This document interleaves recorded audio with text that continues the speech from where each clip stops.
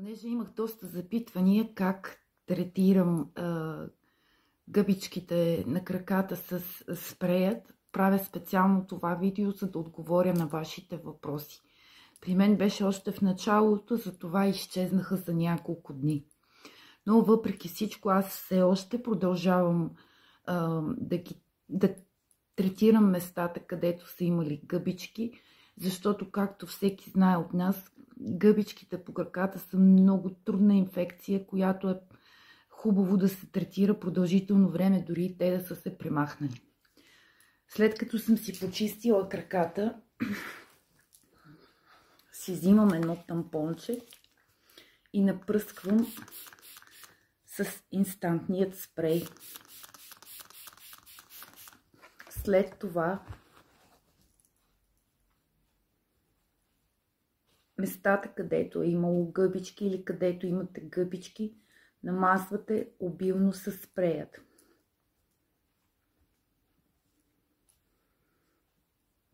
Хубаво е да го правите няколко пъти на ден, като задължително предварително почиствате местата с вода и ги подсушите.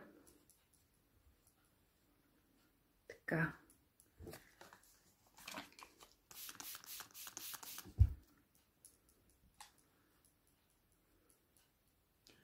След като вече сме ги третирали с инстантният спрей, взимаме концентрат гелът.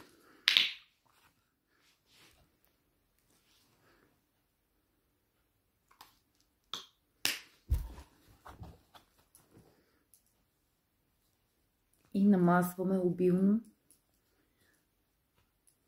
навсякъде.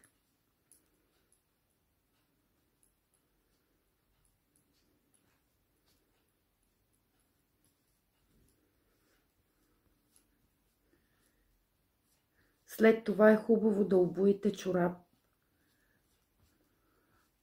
Вечерно време е най-подходящо да го правите това, за да може ефектът да е по-голям и по-дълъг. Надявам се, че съм ви била полезна.